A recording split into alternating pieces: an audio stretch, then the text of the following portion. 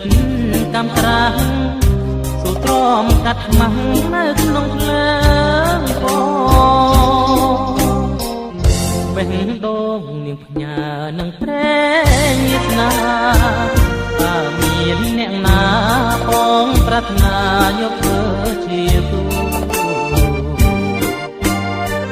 ជួយនាងឲ្យផុតពីភ្លើងពណ៌ស៊ីជម្ពូព្រោះក្នុងចិត្តងសូមិនវាចា